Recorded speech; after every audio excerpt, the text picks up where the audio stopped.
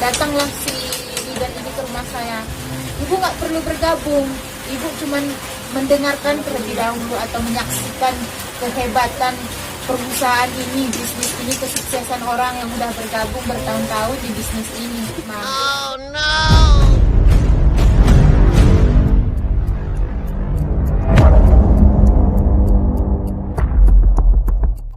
Halo semua, jumpa lagi sama Bang Amin di UGD One Channel. Setelah ditemani lagi sama Ibu Ani dan bakal menceritakan lagi nih kisah pertama kali gimana sih Ibu Ani kok sampai bergabung dan siapa-siapa aja yang dia ajak dan bagaimana kisah dia setelah dia gabung.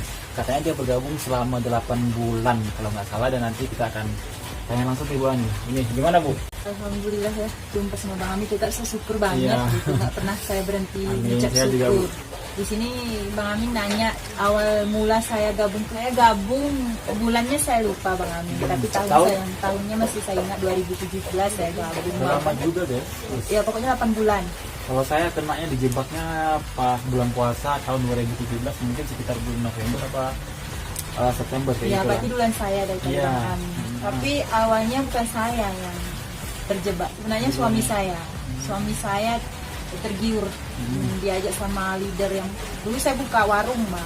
Saya udah anggap dia seperti saudara, jangan nyangka rupanya dia kayak gitu sama saya gitu kan.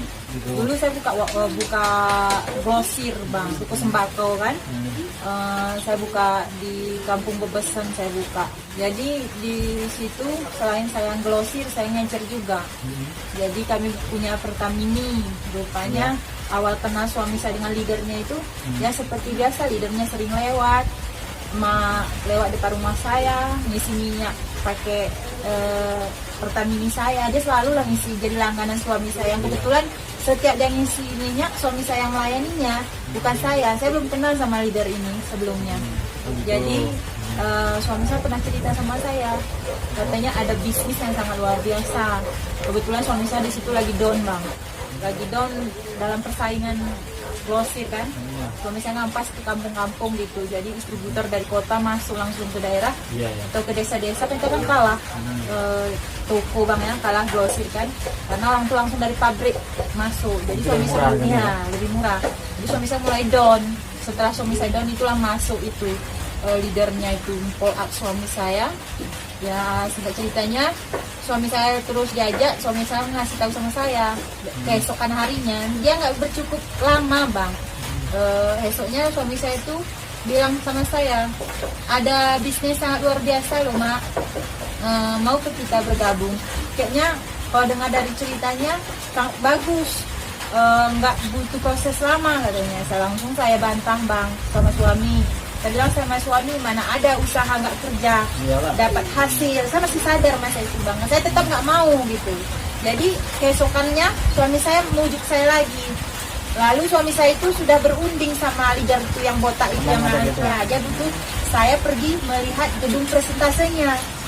Hari Minggu seperti biasa Bang, kami setiap hari Minggu weekend Bang kan, jalan-jalan, kalau nggak jalan-jalan ke ladang bawa anak-anak kan. Kebetulan hari itu anak-anak memang nggak ada weekend, cuma mau ke ladang aja. Terus kami seperti biasa mau mengerjakan ladang gitu. Sudah saya sediakan bekal bontot Bang ya, untuk makan di kebun gitu. Jadi udah saya siapkan bekal, si botaknya datang. Disitulah saya kenal dengan si Ajahar ini. Itu awal saya kenal. Jadi hari itu hari Minggu, pas kali bertepatan dengan hari presentasi orang itulah Bang. Pas hari itu jam 9 pagi, saya jangan jadi lagi ke kebun. Berarti dia bukan sahabatnya Ibu berarti ya? Awal bukan sahabat, cuma langganan. Bersahabat itu semenjak gabung sama-sama jadi customer. Jadi setelah hari itu jam 9 pagi, sama singkat kali itu sejarahnya. Datanglah si leader ini ke rumah saya. Ibu nggak perlu bergabung, ibu cuma mendengarkan terlebih dahulu atau menyaksikan kehebatan perusahaan ini, bisnis ini, kesuksesan orang yang udah bergabung bertahun-tahun di bisnis ini. Ya itu trik dia, cuman saya kan nggak tahu itu trik Bang. Dan satu lagi yang membuat saya mengiyakannya, pertama saya nggak sadar karena dia satu suku dengan saya, orang Gayo. Jadi kan tadinya saya nggak sadar kalau dia ada niat nipu saya. Nggak mungkin lah, saya pikir semua manusia itu hatinya bersih. Rupanya berbeda. Pagi itu jam 9 saya pun udah nggak ada karena saya hargai dia sebagai tamu. Saya nggak jadi ke kebun, langsunglah berangkat ke gedung. Gedung presentasi. Di mana di gedungnya itu di Stigmat di Aceh Tengah, di depan rumah sakit Datu Beru, di depan itu bang kan. Nyampe lah saya ke gedung dengan suami. Di situ suami saya memang dari awal sebelum ke gedung dia udah tertarik, tapi saya belum. Saya belum tertarik. Sesampai di gedung, walaupun saya di rumah tadinya nggak tertarik, 2 hari saya di call up saya belum bisa. Namun setelah saya bawa di gedung, di situ saya pun menyerah bang. Memang saya udah tertarik jadinya ya tergoda. Uang dihambur-hamburkan bang kan. Pas itu leadernya perempuan bang, masih muda, suami istri juga orang pondok yang gebrak saya hari itu bang kan. Kita kan nggak tahu bang, kita hanya melihat sekasat mata. Ini pengalaman saya, mudah-mudahan pengalaman saya ini bisa untuk resep ke depan orang nggak tertarik, jangan lagi gitu bang kan. Karena itu awal saya gabung, saya tertariknya melihat uangnya, bukan melihat orangnya. Sejujurnya begini aja bang, mungkin abang bisa anggap terus kami ini manusia serakah. Saya nggak malu dan bilang kalau kami manusia serakah, karena kemampuan saya kalau dipikir-pikir, walaupun saya mapan masa itu saya berkecukupan, punya mobil, punya usaha, tapi ada lebih hebat dari saya yang bisa gabung. Nyatanya bang, tahu abang yang masuk ke bisnis ini orang kaya yang memang pejabat, suaminya ya kalau kita lihat kasat mata bisa dibilang 7 keturunan hartanya nggak habis, tapi dia tergiur juga. Iya, itu Tergiur orang takengan ya. Orang takengan itu bukan saya memuja ataupun puji. Kalau masalah ekonomi dalam 100% yang bergabung ke 80% itu orang berada. Mungkin gitu yang sulit itu saya, karena posisinya uang itu yang saya punya, saya masih baru belajar bisnis masa itu, bahkan bukan bisnis multi level, tapi memang kayak buka grosir gitu kan. Saya kan dibantu itu sama bisnis real itu. Iya. Kan abal-abal ya. Iya. Kalau saya dibantu sama bank, jadi bisa dibilang saya masih ekonomi lemah juga masa itu, walaupun saya punya segalanya, punya uang, punya mobil, tapi itu kan masih bisa dibilang mobil orang bang, uang orang kan yang kita kelola gitu. Tapi nggak ada kendala sih, pembayaran ke bank masa itu kita lancar-lancar aja, bahkan saya sampai dapat gelar nasabah terbaik. Alhamdulillah bang, sampai sekarang saya udah pasrah, mau kalau pihak bank mau melelang harta saya silakan aja gitu. Karena yang penting sekarang saya cuma memikirkan anak saya yang 3 bang kan, pendidikannya istilahnya ada ke depan gitu. Tapi ya, 20 orang itu sudah dapat komisi nggak? dapat, bukan saya tapi suami saya baru dapat komisi sekali 3 juta. Dia kan sistem binari, 3 kiri 3 kanan. 3 juta dapatnya. Biaya yang dikeluarin berapa? Itu nggak dari terhitung. ibu juga, dari si bapaknya Oh juga. nggak terhitung bang, kalau dari saya berdua 17.500.000. Itu dapat uang 3 juta itu bangga nggak sih Bu?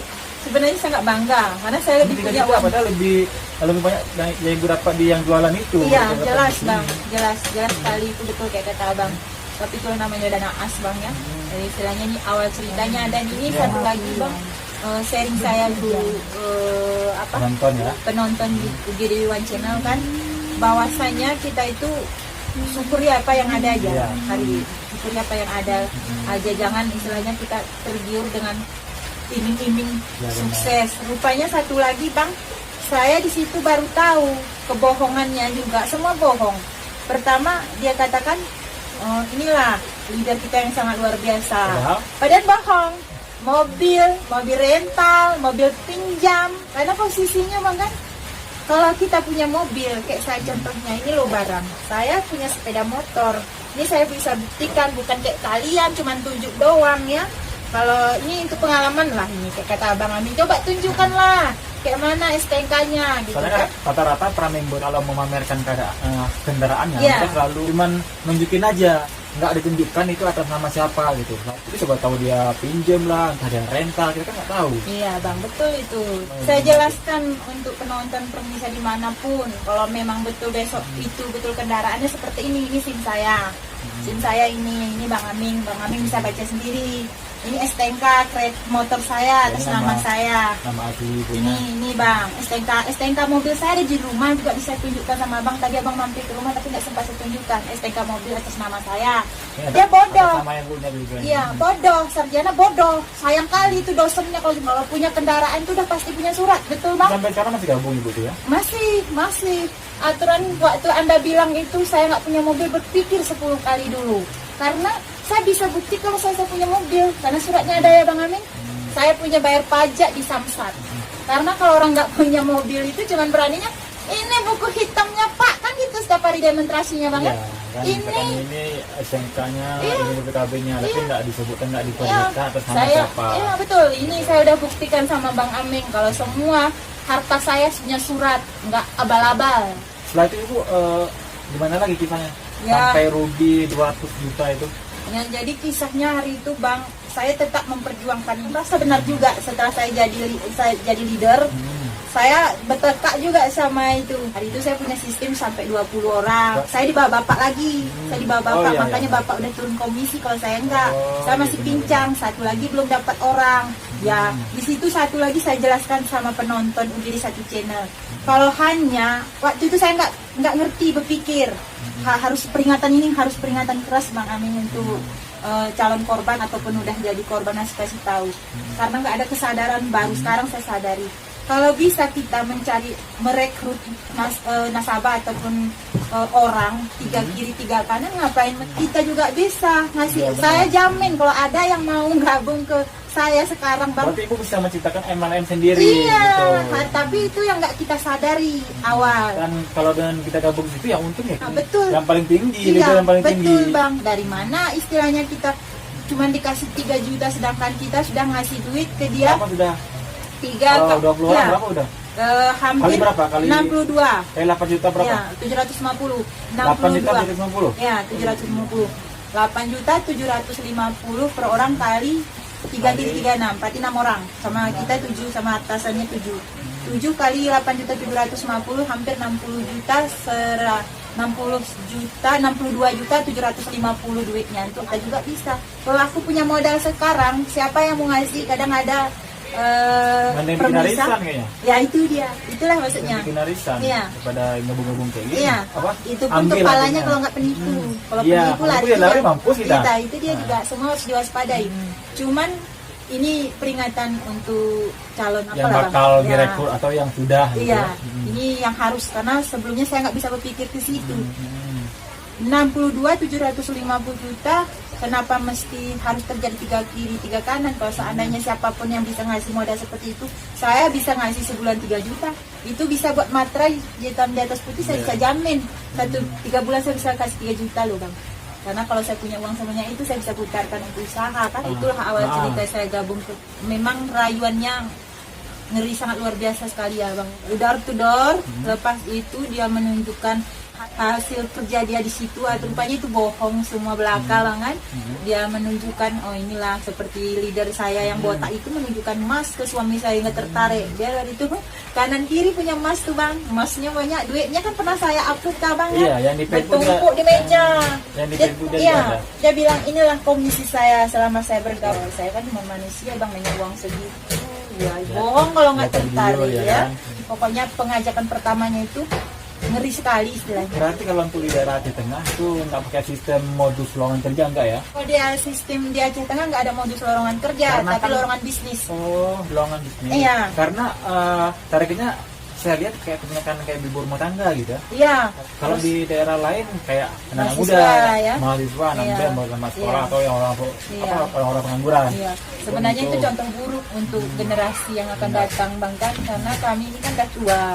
Aturannya kami yang nggak tergiur dengan bisnis Ya, seperti itu. seharusnya kan Seharusnya. mengurus rumah tangganya udah cukup lah, ngapain Iya. lagi ikut bisnis? Tapi kesadaran gitu. itu datang setelah hancur Bang. Iya, benar. Mau minta itu ada ke depan. Jadi hikmahnya adalah Ya, gitu. jangan lagi ada korban ke depan seperti saya, Pak Bang Adi yang di Pekanbaru, Pak Rafiq, itulah bukti nyata yang masih bisa berdiri kukuh dari setelah jatuh dari Setelah kulit. jatuh, ya? Iya. Karena kami bertiga itu mungkin punya pengalaman di bidang usaha masing-masing gitu. Seperti saya memang dasarnya pedagang, seperti Pak Rafiq memang dia pengusaha juga ya Bang. Ya, pengusaha, Nah, oke. di PT gitu ya, tapi PT resmi kayak Bang Adi, dia punya peternakan kuda sampai Kuda. impor dari luar negeri kan. Mungkin dari sekian banyaknya korban yang bisa kembali bangkit bisa dihitung sih bang. Yang kelainan itu banyak yang Yang stres. sudah down, stres juga banyak. Bu. Iya, Bukan di cuma Aceh Ibu Tengah aja. ini ada yang sampai meninggal karena mengingat waktu abang datangnya lambat. Kalau nggak saya bisa tunjukkan di mana korban yang sudah meninggal bang rumahnya kan. Di rumah saya sampai berapa hari orang tuh menginap sampai orang kelaparan. Kayak mana orang kelaparan bang? Iya. Abang pernah rasakan itu kelas saya. Pernah waktu itu abang buat video. Itu nyata. Saya merasakannya sendiri. Iya, mereka sampai makan pisang rebus, Kalau pisang di muda. sini Indomie 1 bungkus dimakan 5 orang. Saya orang miskin tapi saya nggak pernah makan Indomie 1 bungkus 5 orang bang, betul, sumpah. Orang gimana kayaknya? Itu dia. Jadi walaupun saya kemarin lari ke hutan, anak saya tetap minum susu walaupun saya jadi guru kan, karena udah terbiasa saya kasih anak susu gitu. Jadi kalau hanya kasih makan Indomie saya nggak mampu ngasih anak saya makan Indomie kalau bertiga 1 bungkus, jangankan berlima. Waktu saya udah gabung ini di awal-awalnya, bahkan itu tadi awal cerita saya gabung memang dirayu dari door to door kan. Pas itu setelah bergabung, kawan-kawannya yang udah masuk beberapa lama di itu kan belum berhasil merekrut orang. Jadi uang di poketnya kan nggak ada bang. Jadi orang tuh nggak ada belanja di kos, istilahnya losmen orang tuh tinggal gitu bang. Seperti sekarang kan di Promnas tuh bang kan tinggalnya di situ. Kalau ada orang direkrut itu dari kampung-kampung kan di situ ditampung. Setelah ditampung itu nggak dinafkahi, nggak dibelanjain gitu. Jadi waktu ada orang kayak saya nih, kasihan, saya dulu banyak kasihannya, makanya mungkin uang saya banyak habis juga bang. Kalau orang tuh datang ke rumah saya kasih, saya masak makan. Saya karena masih muda, ada yang muda juga sih, ada yang udah tua, bapak-bapak yang udah pikun gitu, perasaan udah pikun tuh bang. Emang dia nggak bisa pulang ke rumah sendiri, kenapa tuh? Karena kan ditahan, dia kan belum mengeluarkan duit. Kalau leader ini sebelum betul-betul dia mendapatkan mangsanya ini bulat-bulat bergabung, dia nggak lepaskan mangsanya, walaupun Tetap bakal di didoktrin kita bermacam terus. cara ya, didoktrin terus, Supaya gabung. ya diiming-imingi terus, walaupun belanjanya itu memang udah minim kali, nggak ada sama sekali bahkan belanjanya kadang-kadang. Kenapa nggak diperbolehkan pulang ke rumah, nanti dari rumah dijemput lagi, didoktrin lagi? Takutnya nanti lepas dokternya itu, nanti dia berpikir, ya, berubah pikiran. ya berubah pikiran. Begitu cara orang tuh yang kebanyakan seperti itu yang saya lihat bang kan. Kalau saya bawa ke rumah, nanti orang yang dari kosan tuh, dari tempat penampungan tuh saya bawa ke rumah, saya tampung di rumah, kadang-kadang sampai 15 orang saya tampung di rumah. Makan. Iya, saya kasih makan. Saya masak tuh saya beli ayam nanti 1 ekor, saya niat pagi sama sore gitu kan. Nyatanya sekali hidang habis. Memang betul-betul kayak kelaparan kali bang. Saya masak kan 1 kosmos nasi, habis juga bang.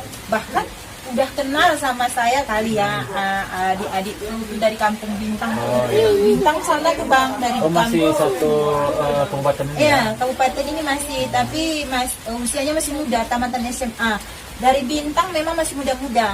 Ada Heran berapa juga orang? kenapa nggak pulang ke rumah aja gitu ya? Iya, tapi dia itu tadi lah, dia udah di follow up, udah didoktrin, kamu udah diajarin kalau kamu nggak dapatkan nasabah satu pun berarti kamu tandanya kamu nggak mampu, nggak jadi orang sukses. Bermacam cara lah itu di follow up. Jadi orang ini kan malu Iya. orang muda nih kan. Iya. Jangan kan anak muda, orang tua aja kan malu. Semua orang malu lah. Iya, kalau Malu. ditaruhin bang kan, itu bahasanya ditaruhin gitu. Jadi dia bertahan gitu, walaupun kadang-kadang ada satu anak muda dari Konyol namanya, saya lupa namanya bang, tapi saya masih tahu rumahnya. Semua korban itu hari itu saya datangin ke lapangan. Saya berjuang sendirian bang, sebelum saya jumpa sama abang. Saya sampai sekarang juga terlilit utang bang, tapi alhamdulillah kebetulan yang sekarang mungkin seperti institusi itu pun mungkin dah mengerti perasaan saya kan memang gak ada niat gitu bang kan. Gitu Jadi nggak pernah lagi datang menuntut gitu untuk saya, tapi di hati saya suatu saat kalau memang Tuhan mengasih kesempatan lagi saya sukses seperti kemarin, saya akan bagi lagi lah, walaupun nggak sepenuhnya saya balikan, saya nggak janji juga, tapi kalau memang rezeki saya sedekah nanti lah sama orang tuh balik lagi bang kan, itu dan ya. Jadi itulah guys cerita Ibu orang Miami, pengalaman dia yang pertama kali diajak dari door to door ya, kalau dia chattingan door to door Bu ya. Iya. Nah dari situ sampai pengalaman dia bergabung, sampai dia dijelit utang, sampai Ibu Ani malu ya sama tetangga, sama orang-orang yang Iya, dulunya saya dia sampai lari punya ke hutan. segalanya, gara-gara gabung ini dia jadi kehilangan segalanya ya. Jadi cukup ini aja. Iya. Pokoknya kalau kita mau cerita panjang banget cerita masalah yang bisa Ibu Ani berbagi ya cukup ini aja. Iya. Mungkin karena durasi juga udah panjang, jadi ya Gimana Ya. Bro? Itu aja ya. Ya cukup segini aja ya, mudah-mudahan jangan ada lagi korban. Benar. Dan istilahnya apa yang video-video Bang Amin itu semuanya betul, istilahnya apa yang saya rasakan itu betul juga. Karena fakta lapangan yang Iya. saya berbagi, saya nggak mungkin mengada-ngada, karena Iya. buat apa juga ya kan. Iya. Makanya kalau kalian suka kalian like, kalau kalian nggak suka kalian dislike aja nggak apa-apa. Dan gitu aja, sampai jumpa di next video. Assalamualaikum, bye bye.